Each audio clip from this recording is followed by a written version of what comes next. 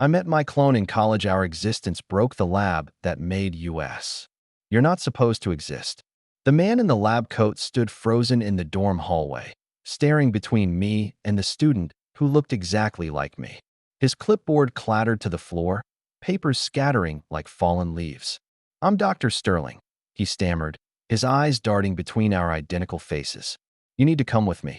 Both of you." But that wasn't where it started. You're probably wondering how two identical strangers ended up in the same college dormitory. How a secret genetics program thought they could play God and get away with it. What happened next would expose a conspiracy that went deeper than we ever imagined, and give two brothers the revenge they never knew they needed. Before we continue, hit subscribe and let me know where you're watching from, because what we discovered would change everything about where we came from. My name is Asher. For 18 years, I thought I was an ordinary kid from a small town in Ohio. My parents, Helen and Mark, were both teachers who loved gardening and old movies. I had their same brown hair and my dad's lopsided smile, or so I thought. The first crack appeared during freshman orientation at Westfield University. A girl kept staring at me near the library. "Hey, Leo," she called out. "I thought you had bio lab right now." I smiled politely. "I'm Asher. You must have me confused with someone else." Her eyes widened. "Wow, you look exactly like this guy in my comp sci class. Same everything." Asher keeps getting mistaken for someone named Leo. Is it just a coincidence? Or is there something more going on? Later that week, I saw him. Across the cafeteria, carrying the same backpack I owned, wearing the same brand of sneakers, with my face. Our eyes met across the crowded room, and for a moment, the entire world went silent. We approached each other slowly, like two magnets being drawn together by some invisible force. "You're Asher," he said, and his voice sounded familiar in a way I couldn't explain. "You're Leo," I replied. We stood there, two mirrors facing each other. Same height, same eyes, same small scar above the left eyebrow. The resemblance wasn't just close, it was perfect. "My parents always said I was adopted," Leo said quietly. "They showed me the paperwork from some private agency that closed years ago." "Mine never mentioned anything," I said. But even as I spoke, I remembered the way my mother would sometimes look at me with an expression I couldn't quite read, like she was seeing someone else. We compared birth certificates. Same date, same hospital, different names, different parents. That's when I stopped being curious and started getting suspicious. I told my roommate later. Nobody looks this identical without sharing DNA. The two strangers don't just look similar. They're perfect duplicates, down to the smallest physical details. We started digging together. Leo was better with computers, I was better with people. We made quite the team. The first breakthrough came when Leo hacked into the university's old donor records. "Look at this," he said, pointing at his screen. "Sterling Genetics donated $5 million to build the science wing 20 years ago, the same year we were born."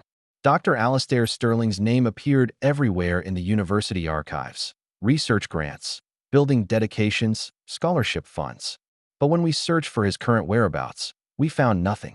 The company had quietly dissolved 15 years earlier. The mysterious genetics company that disappeared connects directly to their birth year. What were they hiding? Then we found the pattern. 3 other students on campus shared our unusual blood type, AB negative, present in only 1% of the population. When we tracked them down, each one looked like a slightly different version of us. Same bone structure, same eye shape, same mannerisms. "We're not twins," Leo whispered, his face pale. "We're part of something bigger." The confirmation came from an unexpected source. An elderly janitor who'd worked at the university for 40 years overheard us talking in the library. "You boys look like the Sterling subjects," he muttered, then tried to walk away quickly. We caught up with him. "What subjects?" I asked. He looked nervous. Back in the 90s, there were rumors. Dr. Sterling had a lab in the old medical building. People said he was trying to perfect human genetics. The whole department shut it down after some scandal. He wouldn't say more, but he'd given us the final piece we needed. They're not just twins. They're part of a larger group of genetically identical individuals created in a secret program. We started documenting everything. Photographs, medical records, witness statements. Leo created encrypted files while I tracked down former Sterling Genetics employees. Most refused to talk. But one woman, a former lab assistant named Miriam, agreed to meet us at a coffee shop off campus. She was in her late 50s, with tired eyes and nervous hands. "I've been waiting for someone to come asking about Sterling," she said. "The guilt has eaten at me for 20 years."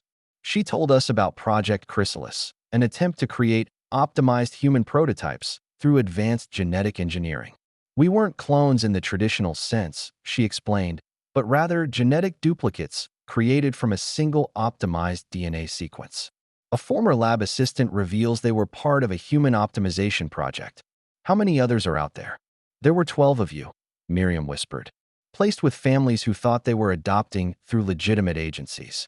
Sterling monitored you all, gathering data on how his improvements manifested in different environments." She gave us a faded photograph showing 12 identical babies in incubators, each with a tiny bracelet around their ankle. The lab logo was visible on the wall behind them, a butterfly emerging from a chrysalis.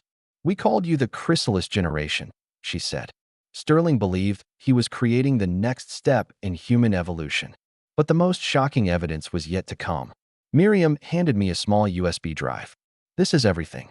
The research, the funding sources, the names of all the families." I copied it before the lab was shut down. That's when I stopped being a victim and started building a case. There aren't just two of them. There are 12 genetic duplicates, all part of a larger experiment. What Dr. Sterling never anticipated was that his perfect genetic specimens would use their enhanced abilities against him. We tracked down 3 others from the photograph. There was Noah, studying pre-med at a university 3 states away. Elijah, working as a mechanic but with a genius-level understanding of engineering. And Sophia, an art student whose work was already gaining national attention. We were scattered across the country, raised in different environments, yet we shared the same face, the same rare blood type, and, we soon discovered, the same unusual cognitive abilities. The genetic duplicates start finding each other, realizing they share not just looks but enhanced abilities. What else did Sterling program into them? We could learn languages faster than normal, solve complex problems intuitively, and had perfect recall of anything we read more than once. Sterling hadn't just copied DNA, he'd enhanced it. We found the lab's old headquarters, an abandoned building on the edge of town. Breaking in was easier than it should have been. The security systems were outdated, almost like nobody had been there in years. But we were wrong. The lab wasn't abandoned. It had been moved underground, hidden beneath layers of corporate restructuring and fake companies. Dr. Sterling was still working, still monitoring his subjects. We discovered this when Elijah found a tiny microchip embedded in the skin behind his ear during a routine haircut. We all had them, tracking devices Sterling had implanted when we were infants.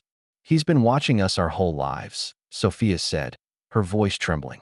"Every test we've taken, every relationship we've had, every private moment." That's when our mission changed. This wasn't just about understanding our origins anymore.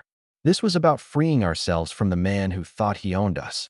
The scientist is still actively monitoring them through hidden tracking chips, making this a present-day conspiracy, not a historical one. We planned our confrontation for the university's annual science symposium. Dr. Sterling was listed as the keynote speaker, his first public appearance in over a decade. Backstage, we waited. All 5 of us who'd managed to make it to the event. When Sterling walked into the green room, he froze, his eyes moving from one identical face to another. "You're not supposed to be together," he whispered, his face ashen. The genetic duplicates confront their creator face to face. How will he react to seeing his experiments organized against him? "We know everything," I said calmly. "Project Chrysalis, the tracking chips, the 12 of us." For a moment, he looked genuinely afraid. Then his expression hardened. "You don't understand what you're interfering with.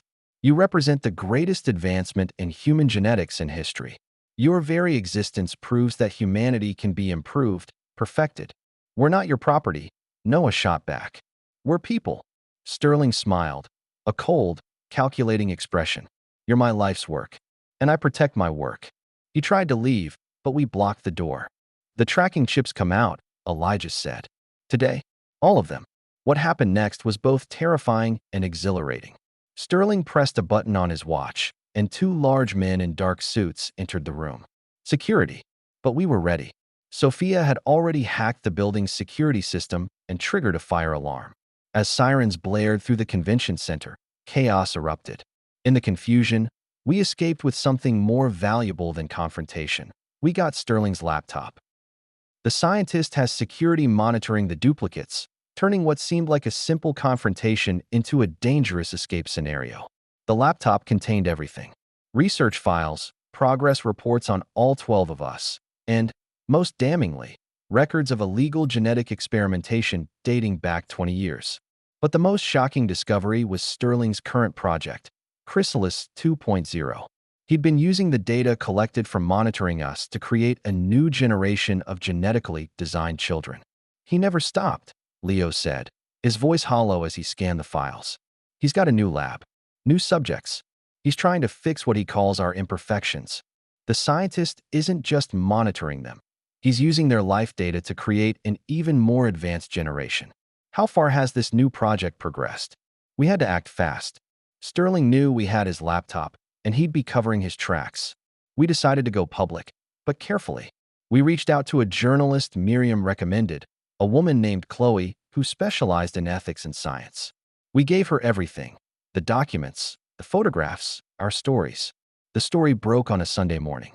Secret Genetics Program Raises Ethical Alarms ran as the lead story in the newspaper's Sunday edition. By afternoon, it was trending nationally. The university immediately cut all ties with Sterling. The FDA launched an investigation. Law firms began filing class action lawsuits on behalf of the Chrysalis 12. But Sterling didn't go down without a fight. He gave interviews portraying himself as a visionary being persecuted by the same closed-minded establishment that had always held science back. "They're not victims," he claimed in one television appearance. "They're living proof that human potential can be dramatically expanded. They should be thanking me." Watching him on television, I felt something shift inside me. He genuinely believed he'd done nothing wrong, that we belonged to him. The scientist genuinely sees himself as a visionary and the duplicates as his property, making him more dangerous than they anticipated. The legal battles lasted 2 years. Sterling fought every allegation, every lawsuit, every regulatory action. But the evidence was too strong, and we were too organized. The final blow came when the FBI raided his new lab facility. They found everything: the new generation of children he'd created, the illegal research, the unapproved genetic modifications. The FBI raid uncovers a new lab with a new generation of test subjects. How many innocent children has Sterling experimented on? Sterling was arrested on 47 counts, including illegal human experimentation, fraud, and endangerment of minors. His assets were frozen, his research seized, his reputation destroyed. But for us, the victory felt hollow. We'd stopped him, but we couldn't undo what he'd done to us. We were still his creations, still bound together by DNA we never asked for. The court awarded each of us a settlement from Sterling's seized assets. We used the money to start the Chrysalis Foundation, an organization dedicated to helping people affected by unauthorized genetic experimentation. More importantly, we found all 12 of us. The last one, a young woman named Isabella, had been living in Italy, completely unaware of her origins. When we finally met her in Rome, the circle was complete. They discover a 12th member living abroad, completing the set of genetic duplicates and revealing the global scale of the experiment. I visited Sterling in prison before his sentencing. He looked smaller in his orange jumpsuit, the arrogance finally gone from his eyes. "You came to gloat?" he asked, not meeting my gaze. "I came to understand," I said. "Why did you do it? Why create 12 copies of the same person?" He was silent for a long time. "I had a son," he finally said. "He died of a genetic disorder when he was 6. I thought if I could perfect human genetics, nobody would have to suffer like that again." The answer was so human, so flawed, that I almost felt sorry for him. "But we're not your son," I said gently. "We're our own people." He finally looked at me, and for the first time, I saw regret in his eyes. "I know that now. I got so caught up in the science that I forgot the humanity." We sat in silence for what felt like forever. Two very different men, bound together by genetics we never chose. "I'm sorry," he whispered as I stood to leave. "Tell the others I'm sorry." I nodded but said nothing. Some wounds were too deep for words to heal. The scientist's motivation wasn't just ambition. It was grief over his son's death, adding tragic complexity to his villainy. Today, all 12 of us remain connected. We have yearly reunions, a private online group, and a bond that nobody else can fully understand. The Chrysalis Foundation has helped pass legislation regulating genetic experimentation and provided support for dozens of people who discovered they were products of unauthorized programs. I'm studying genetic ethics now, determined to make sure what happened to us never happens to anyone else. Leo is working in computer security, protecting people's privacy in ways we never had. We'll never be normal. How could we be? But we've learned that family isn't about shared DNA. It's about shared experience, shared values, shared love. Sometimes, when we're all together and laughing, I think about Sterling's original vision. He wanted to create perfect human beings. But what he never understood is that perfection isn't in our genes. It's in our choices, our compassion, our capacity to love despite our origins. And in that way, perhaps we are what he wanted after all, just not in the way he expected.